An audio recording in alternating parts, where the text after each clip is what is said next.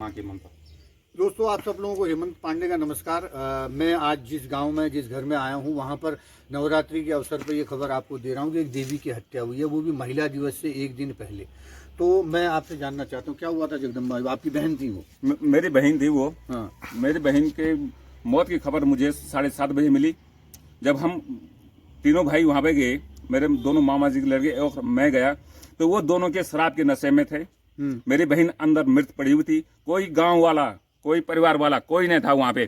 जब वहाँ पर पुलिस प्रशासन पहुंची, हमने कहा कि यहाँ की हालत ये है कि इनका मेडिकल कराओ, इनको ले जाओ। किसी ने नहीं सुनी। उन्होंने प्रशासन के धक्का मुक्की की। उसमें एसओ अगस्त मुनि और चौकी इंचार्ज बुस्केदार, पटवारी, कानून गो और नायब तहसीलदार, सब महिला दरोगा सब थी वहाँ पे। किसी ने हमारी नहीं सुनी वहाँ पे। आपने महिला आयोग को भी बोला? महिला आयोग को भी वहीं पे फोन किया, वहीं से महिला आयोग ने कि हम भेज दें वहाँ, हम जो है कि वहाँ प्रशासन भेज दें। उसके बाद दोबारा फोन हुआ तो उन्होंने कहा इसमें जांच चल रही। आज डेट में कोई जांच नहीं चली अभी तक। आइए, मैं आपकी वो छोटी बहन थी, बड़ी बहन थी? मेरी छोटी बहन थी, मैं उसकी बड़ी बहन हूँ। हाँ, तो क्या आपका सूक्ष्म में कुछ बताइए तो बताइए, वो बहुत परेशान करते थे, मारपीट करते थे। पुलिस भी गई उससे पहले, वहाँ बुस्केदार से पुलिस गई, तो वो हमेशा ऐसे तनाव में रखते थे। नीरज मैठाणी बोलता था तेरे भाई ने क्या दिया, या तो तू यहाँ से चले जा या तो आत्महत्या कर। पंकज मैठाणी बोलता था तू या तो अपने भाई से 1 लाख रुपये मांग, या तो बाइक मांग, या तो आत्महत्या कर, मैं दूसरी शादी में करता हूँ। तो मेरा भाई गरीब था, मेरा भाई दिहाड़ी मजदूरी करता था। मेरी बहन ने कभी भाई को नहीं बताया, माँ को, भाभी को, किसी को नहीं बताया। पर मेरी एक दिन में 5-6 बार उसके साथ बार बात होती थी। उस दिन भी शनिवार के दिन 11 बजे मेरी बात हुई कि दीदी मैं ठीक ठाक हूँ, नीरज घर आ रहा है। आ गया उस गदेरे में, कुछ गदेरे का नाम बोला।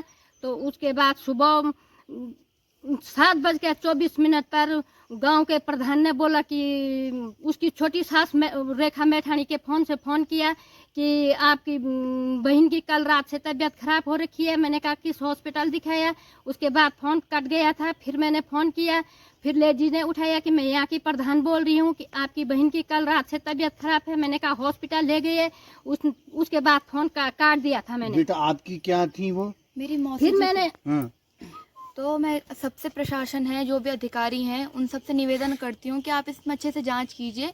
इस जांच को ये मत कीजिए, आगे ऐसे मत कीजिए। हमें आपसे आस है, इसलिए हम आपको इस वीडियो के माध्यम से बता रहे हैं। रुको भैया, भैया मैं यही भाई अशोक कुमार देहरादून से, जो क्या है वो डीजी भाई अशोक कुमार से मेरा यही निवेदन है। भैया आपका चैनल में हमेशा दूरदर्शन चैनल को देखती हूँ कि आप बोलते हैं कि होली पर किसी पर रंग जबरदस्ती में न लगाए, तनाव में न रखे।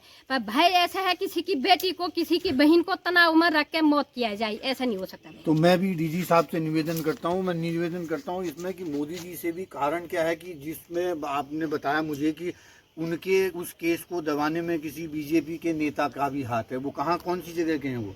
भैया मुझे ये पता नहीं है कि कौन है क्या है, पर आप भैया पूरी जांच किए कर दीजिए। और मुख्यमंत्री भैया आपसे भी मेरा यही निवेदन है कि मेरी बहन है, और मेरी नहीं बहन, आपकी भी बहन है। धन्यवाद भैया। तीरथ जी, आप भी अपने मुख्यमंत्री बने हैं तो पहली बार पुण्य कमाने का काम है, नहीं तो आप तो पिछली सरकारों की चीजों को ही ढोएंगे। पुण्य का काम है। देवी की हत्या हुई है, इसकी सही जांच कराइए। मैं आपके साथ हूँ। मैं आपको व्यक्तिगत रूप से सब लोगों को बताना चाहता हूँ, इसका कोई राजनीतिक उद्देश्य नहीं है। क्योंकि आप जिनको कहते हैं मुख्यमंत्री हैं, ये मैं सबको बहुत करीब से जान चुका हूँ। और ये एक राक्षसों की दुनिया है। जिनको आप बोल रहे हैं फलानी तारीख को ये आने वाले हैं, नया कुछ होने वाला है उत्तराखंड में, मैं उनको भी बहुत करीब से जान चुका हूँ। अब क्योंकि मैं 1 घंटा भी किसी के साथ बर्दाश्त नहीं कर सकता हूँ, किसी को सुनता हूँ तो 1 घंटे में मुझे उसके भीतर का आदमी पता लग जाता है। इसलिए मैं राजनीति में कभी नहीं आने वाला हूँ। लेकिन इस उत्तराखंड की धरती ने मुझे यहाँ तक पहुँचाया है, तो मैं अन्याय मुझसे बर्दाश्त नहीं हो सकता। इसके लिए मैं आपसे नम्र निवेदन करता हूँ कि इस केस को जल्दी से जल्दी सॉल्व करवाएं, क्योंकि इस परिवार को भी खुशी मिलेगी। इनकी परिवार की बहन तो चली गई, लेकिन ये चाहते हैं कि उनको न्याय मिले जिन्होंने गलत किया। भैया ये है बेटी बचाओ बेटी पढ़ाओ, ये तो गलत है। जब बेटी की हत्या होनी है तो बेटी पढ़ाओ बेटी बचाओ का क्या वो है? तो मोदी जी, ये तो सीधे आपको ही लगेगी बात। आप ही का नारा पूरे देश में। मुझे भी ब्रांड एम्बेसडर बनाया गया था उत्तराखंड का ये अजय भट्ट जी के टाइम पे, जिस वक्त कांग्रेस ने राज्य मंत्री बनाया था, बीजेपी ने बेटी बचाओ का ब्रांड एम्बेसडर बनाया था, दोनों पार्टियों ने। लेकिन त्रिवेंद्र राव की वजह से मुझे फिल्म विकास बोर्ड में मुझे काम करने का अवसर नहीं मिला, जबकि मैं पूरी तरह जान के 40-40 हज़ार का पेट्रोल फूका है मैंने ये त्रिवेंद्र राव के राज में। लेकिन अब ये बेटी बचाओ की शुरुआत आपसे नम्र निवेदन है मोदी जी, ये बेटी बच जाएगी, इसको न्याय मिल जाए, बच तो नहीं पाएगी लेकिन इसको न्याय मिल जाएगा तो बचे हुए के समान और बेटी की समझिए बस। हत्या नहीं होगी और किसी की